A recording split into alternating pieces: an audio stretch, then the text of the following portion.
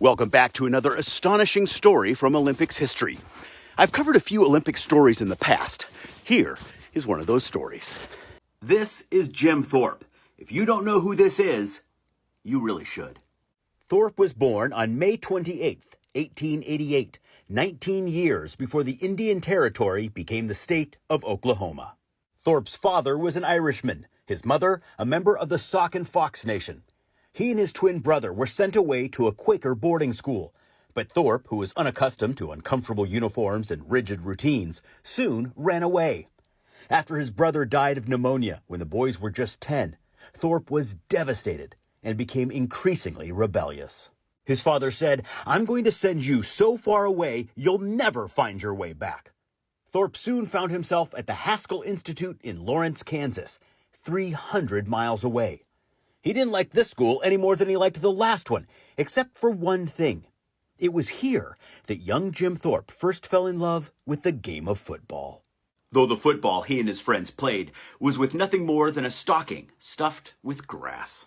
Ultimately, the 13-year-old Thorpe ran away from Haskell too, after he learned that his father had been shot and was dying.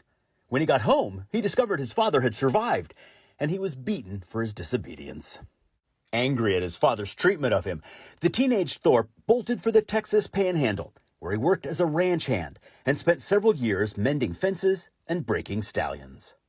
Returning home after his mother's death in childbirth, his father shipped him off to the Carlisle Indian School in Pennsylvania, considered the best reform school in the country for Native children. The school was the brainchild of Captain Richard Henry Pratt, a veteran of the Indian Wars, who sincerely believed that Native Americans were the equals of whites. But he also believed that the only way to ensure that America's indigenous population could compete culturally was to, quote, kill the Indian, save the man. The 115-pound, rail-thin, sullen and withdrawn 16-year-old never ran away from this new world of short-cropped hair, matching gray suits, anglicized names, and an English-only policy. His father died of snakebite just months after he arrived, and he no longer had a home to run back to. Besides, he wanted to play football on Carlisle's varsity team. While walking past the track field one night, Thorpe saw a bunch of boys practicing for the high jump. None of them could get over 5 feet 9 inches.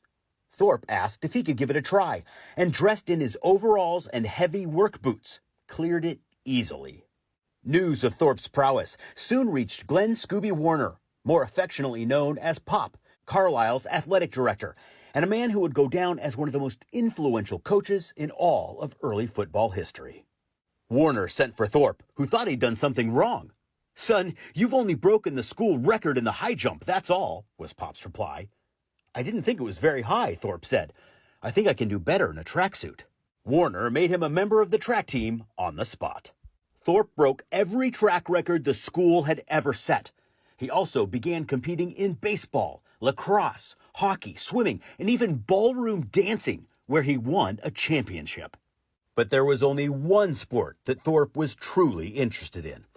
And when football season rolled around, he thought he was a shoo-in. But Pop Warner turned him down flat. The reason? He was too small to play such a violent game. Thorpe continued to pester Warner until the coach finally agreed to let him take part in some tackling practice with the team, assuming he'd quickly find himself painfully on the bottom of a crushing mass of bodies and give up on the idea. That's not what happened. No one could tackle Jim Thorpe. "I gave him some good practice, right, Pop?" Thorpe asked. "You were supposed to let them tackle you. You weren't supposed to run through them," Pop retorted. "Nobody is going to tackle Jim," came the reply. "All right then, let's see if you can do it again, kid." And he did. Warner began screaming at his football team, but Thorpe was untouchable, effortlessly running around, past, and slicing through the varsity team he was told he was too small to play with. Years later, Warner would write, "Jim's performance at practice that afternoon was an exhibition of athletic talent I had never before witnessed, nor was I ever again to see anything similar which might compare to it." Thorpe made the team and was a marvel of power, speed, kicking, and all-around athletic ability, playing both football and baseball. There was literally no sport in which Jim Thorpe didn't dominate.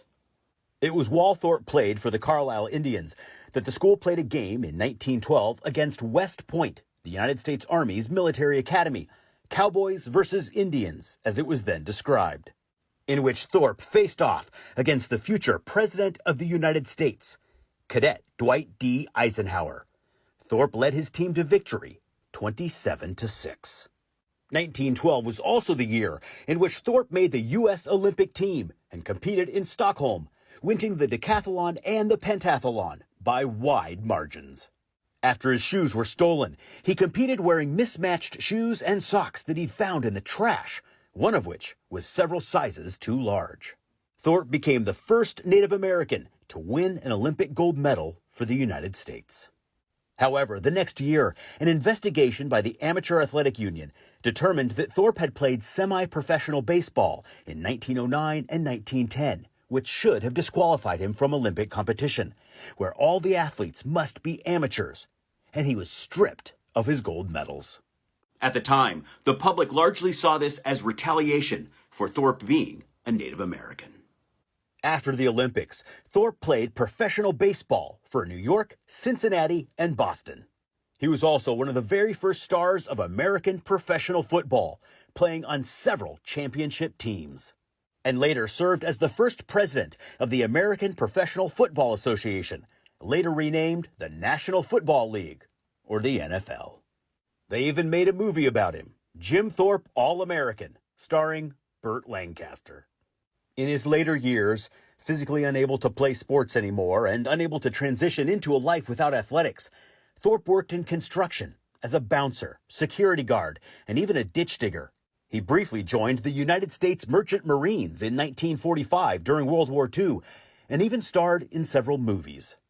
Tragically, he fell into alcoholism and failing health, and died of heart failure in near poverty in 1953 at age 65. This past July of 2022, the Olympic Committee admitted it was wrong and reversed its 110-year-old decision, reinstating Thorpe's gold medals. He is widely regarded as one of the greatest athletes of all time, and many claim he remains America's greatest. See you tomorrow for another amazing story from the Olympic Games. Stay curious, my friends.